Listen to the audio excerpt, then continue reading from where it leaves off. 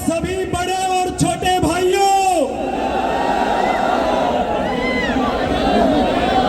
और मुझे आशीर्वाद देने आए बड़े बुजुर्गों, मातृशक्ति, और जब दूर मुंडेर पे बैठी मेरी बहनें,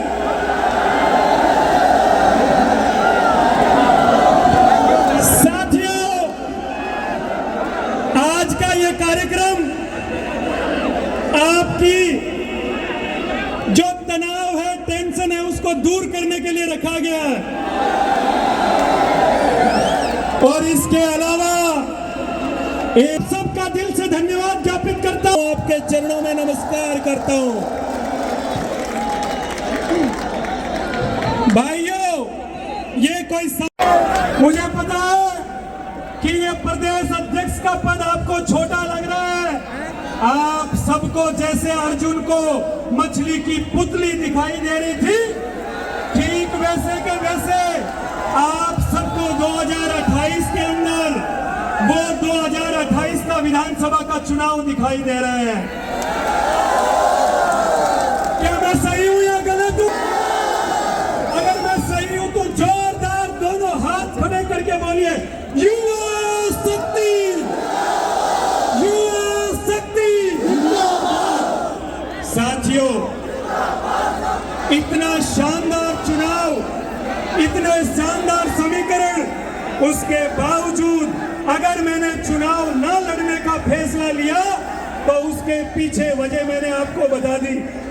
लेकिन साथियों, आपको भरोसा दिला रहा हूं, ये आपका भाई पारस गुर्जर आज हंसी खुशी के मौके पर हम लोग मिल रहे हैं। जीवन में कभी आपके दुख पड़ेगा, कभी संकट पड़ेगा, कोई मेरा 36 कौम का भाई अगर दुख और तकलीफ में होगा और मुझे याद करेगा, आपका भाई हो सकता है आपके शादी ब्याह में ना पहुंच पाए, लेकिन दुख और तकलीफ के दिन आपके घर के आंगन में मिलेगा, ये निवेदन करना चाहता हूं।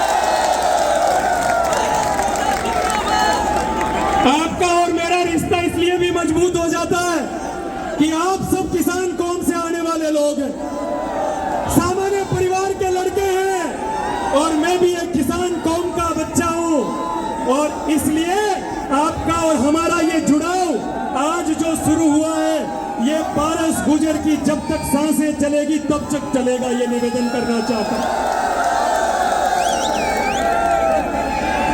आज आपने मुझे तन मन से सपोर्ट किया, भविष्य में कभी जरूरत पड़ेगी तो पारस गुर्जर के शरीर का एक एक कतरा आपके लिए बलिदान करने का काम ये पारस गुर्जर करेगा।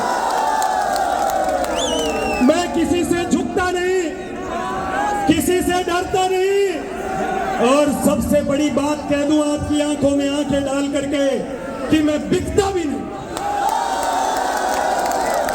ये हमारे प्रधान जी बैठे हैं, शायद निकल गए, गोपालगढ़ के प्रधान जी आए हुए थे, राजेश जी जाखड़।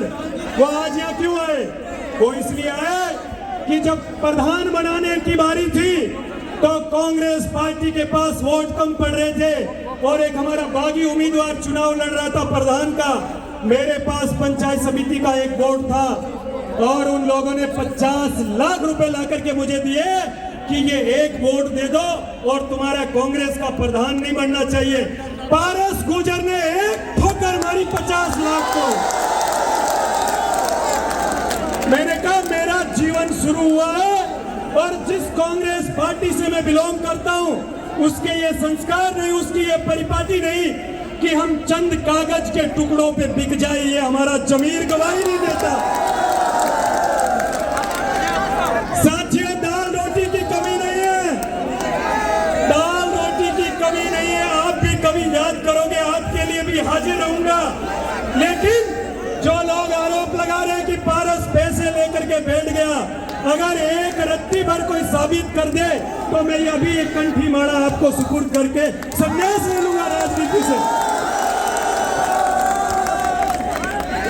ना कोई दबाव है, ना कोई प्रलोभन है, हम सबका मकसद एक है और वो मकसद है 2028 की लड़ाई को अंतिम मंजिल तक पहुंचाना। अब आपके और भारती के बीच में मैं ज्यादा नहीं आऊंगा। मुझे पता है आप क्या सुनना चाहते हो, तो मैं भाषण भी नहीं दूंगा, खत्म कर रहा हूं। लेकिन अंतिम बात मेरी सुनते जाओ, अंतिम बात मेरी सुनते जाओ, उसके बाद सीधा आपके लोक कलाकार आ रहे। साथियों, इस चुनाव के अंदर मैंने त्याग किया है, एक कदम पीछे लिया है, और हो सकता है आप सबका प्रेम, आशीर्वाद और सहयोग ऐसा ही बना रहा तो आने वाले समय के अंदर आप सबका मान, सम्मान और स्वाभिमान ऊपर करने का काम आपका ये भाई पारस करेगा। राजस्थान के किसी भी कोने में जब कभी भी मेरे किसान कौम के भाइयों को, मेरे यारों को, मेरे दोस्तों को जरूरत पड़ेगी, मैं हमेशा आपके बीच हाजिर मिलूंगा। ये आज इस जयपुर की धरती से आपको निवेदन करना चाहता हूं। हमारे एक छोटे से निवेदन पर आप हजारों की संख्या में आए हैं, आज मेरा दिल गदगद है। मैं अपने भाइयों से यही कहना चाहूंगा, आप सचिन पायलट जी को आई लव यू कहते हैं, मैं आपको आई लव यू कहता हूं। और I love you, I love you.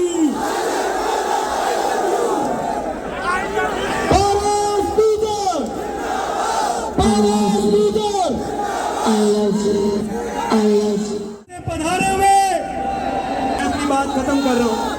एक बात मुझे याद आ गई साथियों, पिछले कुछ दिन से पारस गुर्जर की छवि को खराब करने के लिए कुछ मीडिया के अंदर इस प्रकार से षड्यंत्र और साजिशों का जाल चल रहा है।